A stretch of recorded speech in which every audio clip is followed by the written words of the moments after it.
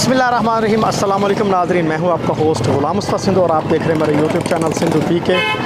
नाज़रीन, आज मैं मेलसी का एक इलाका है डकोटा, और ये एक मशहूर जगह है डकोटा। इसकी मैं तारफ़ अगर करवाऊँ आपको तो आज से तकरीबन 70-72 साल पहले दो कोठे थे, यानी पंजाबी में उसको कहते थे कोठे। दो कोठे का ये स्टाफ था। उसके बाद ये इसको जैसे आगे तरक्की मिलती गई तो इसका नाम चलते चलते डकोटा हो गया। तो डकोटा इस जगह का नाम है। इस जगह पे मैं मौजूद हूँ और यहाँ पे उसी हिसाब से एक पुराना होटल जो दो भाइयों के नाम से मशहूर है, डकोटा चौक पे मौजूद है। मैं उसी होटल पे मौजूद हूँ।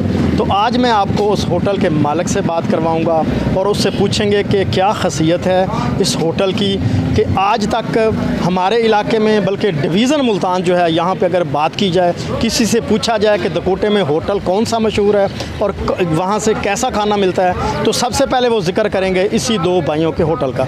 तो आइए बात करते हैं इनके ओनर से और गपशप करते हैं। उम्मीद करता हूँ आपको मज़ा आएगा। तो आइए चलते हैं अपने वीडियो का करते हैं आगाज़। जी, तो नाज़रीन, मेरे साथ इस वक्त मौजूद हैं चौधरी मोहम्मद इरशाद जट साहब, जो इस होटल के मालिक हैं। क्योंकि यहाँ पर ज़्यादातर जो है ना पंजाबी जो है वो बोली जाती है और लोग जो ज़्यादा पंजाबी को पसंद करते हैं, तो मैं भी कोशिश करता हूँ इनसे ख़ास पंजाबी बोलने की। अपनी बात का आगाज़ करते हैं। अस्सलाम वालेकुम। वालेकुम सलाम जी। चौधरी साहब, सब तो पहले तुहाडा बड़ा शुक्रिया, तुसी टाइम देता।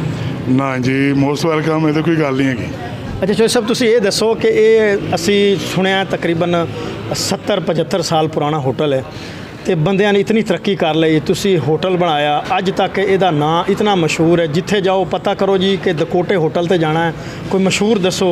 तो एडे वड्डे होटल ने, लेकिन तुहाडे होटल का जिक्र किया जाता है, इसकी की वजह है? ये कुछ मेरे वालदैन ने ज़्यादा दुआवां ने अल्लाह पाक की ख्वाहिशां आए थे समझ। कुछ क्यों सब तो ज़्यादा चीज़ है म्यार और ईमानदारी, जिस वजह ने तो रवा दवा है। नहीं तो साढ़े नाल तो जनाब अली 70 साल में पता नहीं कितनी दुनिया मार के लभी नहीं मुड़ के, तो असीं इंशाल्लाह रवा दवा। अच्छा, ये दो भाइयों के नाम से मशहूर है। हाँ, वो दो भाई किहड़े सन, किस ने बुनियाद रखी, तो अज तक दो ही नाम चलते आ रहे हैं, तुसीं उहदे च क्यों नहीं इजाफा किया, कोई तरक्की नहीं की उस नाम?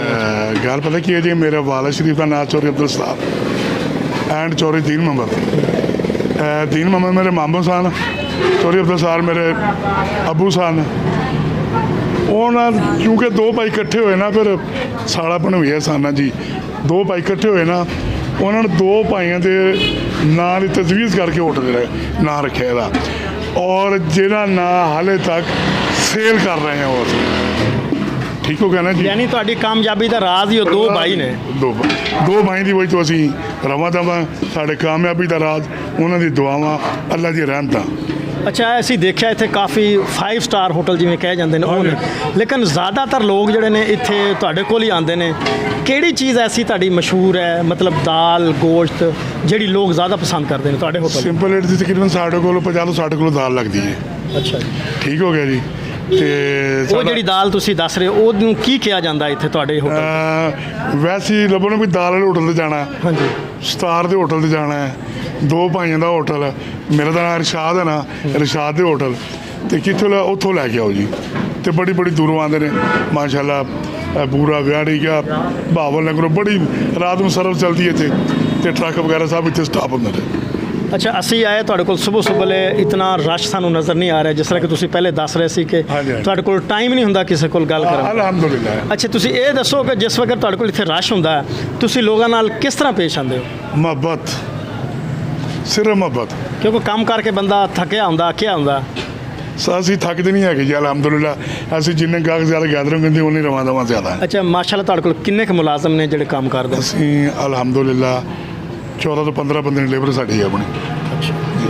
अच्छा, टाइमिंग तुहाडी की है, मतलब 24 घंटे है या कुछ मखसूस टाइम है? 24 घंटे सर्विस साढ़े 24 घंटे, 1 मिनट वास्ते मिसिंग नहीं। ईद टू ईद छुट्टी है साड़ी।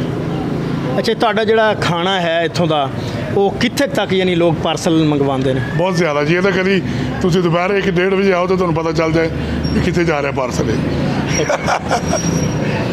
अच्छा, अल्लाह ताला तुम ला के आ गया कि 1:30 बजे, वो भी शुगल देख लेना। अच्छा, ये दसो कि जिहड़े तुसीं इत्थे मतलब खाने तैयार करते हैं, किहड़ियां डिशां ने? फिलहाल मैक्सिमम 4 कर दें। मुर्गा, बीफ, सारा कुछ वड्डा, दाल, सब्जी, कढ़ाई, 5 आइटम। ਅੱਛਾ, ਜ਼ਿਆਦਾ ਲੋਕ ਕਿਹੜੀ ਚੀਜ਼ ਪਸੰਦ ਕਰਦੇ? ज़्यादा यूज़ चल रही दाल गोश्त दाल सब चल रहा है अल्हम्दुलिल्लाह। ਅੱਛਾ, ਮਾਸ਼ਾਅੱਲਾ, ਜਿਸ ਤਰ੍ਹਾਂ ਅਸੀਂ ਤੁਹਾਨੂੰ ਮਿਲੇ, ਤੁਹਾਡਾ ਇਤਨਾ ਅਖਲਾਕ ਹੈ, ਵਾਕਈ ਮੈਨੂੰ ਤਾਂ ਇਹ ਨਜ਼ਰ ਆਉਂਦਾ ਕਿ ਤੁਹਾਡੇ ਅਖਲਾਕ ਹੀ ਕਾਮਯਾਬੀ ਹੈ। इखलाक ਅੱਛਾ, ਦੂਸਰਾ ਤੁਸੀਂ ਇਹ ਦੱਸੋ ਕਿ ਜਿਸ ਵਕਤ ਲੋਕ ਆਉਂਦੇ ਨੇ ਤੁਹਾਡੇ ਕੋਲ ਔਰ ਬਾਜ਼ ਔਕਾਤ ਕਿਸੇ ਕੋਲ ਪੈਸੇ ਵੀ ਨਹੀਂ ਹੁੰਦੇ, ਤੇ ਉਹਦੇ ਨਾਲ ਤੁਸੀਂ ਕੀ ਸਲੂਕ ਕਰਦੇ? ਉਹਨੂੰ ਕਹੀਦਾ ਭਾਈ ਅਗਰ ਇੱਥੇ ਆਣੇ ਤਾਂ ਅਗਲੇ ਜਾਂਦੇ ਨਹੀਂ ਜਾ ਕੇ ਉੱਥੇ ਲੈ ਲਾਂਗੇ। ਠੀਕ ਹੈ ਨਾ, ਯਾਨੀ ਖਾਣਾ ਤੁਸੀਂ ਉਹਨੂੰ ਖਿਲਾਉਂਦੇ ਹੋ? ਖਾਣਾ ਖਾ ਕੇ ਜਾਣ। ਅੱਛਾ, ਜਿਸ ਤਰ੍ਹਾਂ ਅਸੀਂ ਹੁਣ ਖਾਣਾ ਖਾਧਾ ਹੈ ਤੇ ਬੜਾ ਟੇਸਟ ਸੀ ਵਾਕਈ, ਅਸੀਂ ਇਤਨੇ ਮੁਤਾਸਰ ਹੋਏ ਹਾਂ, ਤੇ ਇਹ ਜਿਹੜਾ ਇੱਕ ਵਾਰੀ ਤੁਹਾਡੇ ਕੋਲ ਖਾਣਾ ਖਾ ਜਾਵੇ, ਤੁਹਾਡੇ ਇਲਾਕੇ ਦਾ ਵੀ ਨਾ ਹੋਏ, ਦੁਬਾਰਾ ਵੀ ਆਇਆ? ਇਨਸ਼ਾਅੱਲਾ ਸਾਡੀ ਕੋਸ਼ਿਸ਼ ਇਹ ਹੁੰਦੀ ਕਿ ਅਗਰ ਇਹ ਬੰਦਾ ਅਸੀਂ ਦੇਖਦੇ ਹਾਂ ਨਾ ਨੋਮੀਨੇਟ ਇੱਥੋਂ ਵੀ ਇਹ ਬੰਦਾ ਸਾਡੇ ਕੋਲ ਨਵਾਂ ਆ ਰਿਹਾ ਵਾ, ਸਮਝ ਸਾਡੀ ਕੋਸ਼ਿਸ਼ ਹਰ ਬੰਦੇ ਵਾਸਤੇ ਇਹ ਨੇ, ਅਗਰ ਹੁਣ ਇਕੱਲਾ ਆਇਆ ਨਾ ਇਹਦਾ ਤੂੰ 4 ਬੰਦੇ ਨੂੰ ਨਾਲ ਲੈ ਕੇ ਆ ਵੀ ਉੱਥੇ ਖਾਣਾ ਔਰ ਇਹਦੇ 'ਚ ਅਸੀਂ 120% ਕਾਮਯਾਬ ਹੈਗੇ। ਅੱਛਾ, ਮਾਸ਼ਾਅੱਲਾ, ਤੁਸੀਂ 70 ਸਾਲਾ ਪੁਰਾਣਾ ਤਜਰਬਾਕਾਰ ਹੋ। ਅਲਹਮਦੁਲਿਲਾ। ਜਿਹੜੇ ਨਵੇਂ ਹੋਟਲ ਵਾਲੇ ਲੋਕ ਨਵੇਂ ਹੋਟਲ ਬਣਾਉਣਾ ਚਾਹੁੰਦੇ ਨੇ, ਉਹਨਾਂ ਨੂੰ ਕੀ ਮਸ਼ਵਰਾ ਦਿਓਗੇ? ਦੇਖੋ ਜੀ, ਅਗਰ ਮੈਂ ਤਾਂ ਕਹਿੰਦਾ ਤੁਹਾਨੂੰ ਕੰਮ ਨਹੀਂ ਕਰਨਾ ਤਾਂ ਇਹਨੂੰ ਹੱਥ ਹੀ ਨਾ ਲਾਓ। ਅਗਰ ਤੁਸੀਂ ਖੁਦ ਨਹੀਂ ਨਾ ਜਾਣਦੇ ਨੂੰ, ਇਹਨੂੰ ਹੱਥ ਹੀ ਨਾ ਲਾਓ।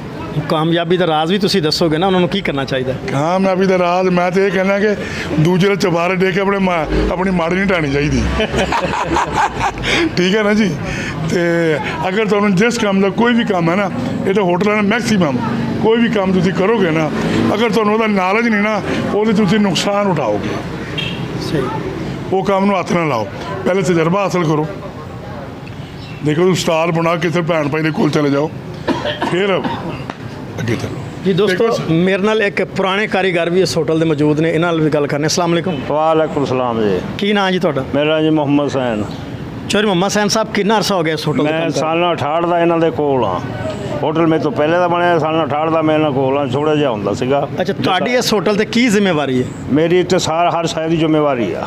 ਮਤਲਬ ਖਾਣਾ ਪਕਾਉਂਦੇ ਖਾਣਾ ਵੀ ਹੋ? ਪਕਾਉਣਾ, ਭਾਂਡੇ ਵੀ ਧੋਣੇ ਆ, ਰੋਟੀ ਵੀ ਪਕਾਉਣੀ ਆ, ਗਾਹਕਾਂ ਨੂੰ ਵੀ ਦੇਣੀ ਆ, ਮਤਲਬ ਸਾਰਾ ਕੰਮ ਕਰਨਾ, ਸਬਜ਼ੀ ਕੱਟਣੀ ਆ, ਦਾਲ ਪਕਾਉਣੀ ਆ, ਹਰ ਕੰਮ ਕਰਨਾ। ਅੱਛਾ, ਇਤਨੇ ਅਰਸੇ ਤੋਂ ਤੁਸੀਂ ਇੱਥੇ ਹੋ, ਕਿਹੜੀ ਚੀਜ਼ ਤੁਹਾਨੂੰ ਪਸੰਦ ਹੈ, ਕਿਹੜੀ ਚੀਜ਼ ਤੁਹਾਨੂੰ ਇੱਥੇ ਰੱਖ ਕੇ ਬੈਠੀ ਹੈ ਕਿ ਤੁਸੀਂ ਹੁਣ ਤੱਕ ਇੱਥੇ ਸਾਨੂੰ ਜਨਾਬ ਬਜ਼ੁਰਗ ਹੋ ਚੱਲੇ ਹੋ? ਇਹਨਾਂ ਦਾ ਵਾਲਦ ਦਾ ਜਿਹੜਾ ਨਾਮ ਆ ਨਾ, ਉਹੀ ਸਾਨੂੰ ਲੈ ਕੇ ਬੈਠਾ, ਕਰਾਚੀ ਤੇ ਲਾ ਕੇ ਲਾਹੌਰ, ਪਿੰਡੀ, ਇਸਲਾਮਾਬਾਦ ਜਾ ਕੇ, ਹੁਣ ਵੀ ਅੱਡਿਆਂ ਤੇ ਜਾ ਕੇ ਲਾਹੌਰ ਫੈਸਲਾਬਾਦ ਪਤਾ ਕਰ ਲਵੇ ਦਾਲ ਕਿੱਥੇ ਖਾਣੀ ਆ, ਉਹ ਆਪੇ ਦੱਸਣਗੇ ਤੁਹਾਨੂੰ ਵੀ ਫਲਾਣੇ ਜਾਣਾ ਡਕੋਟੇ।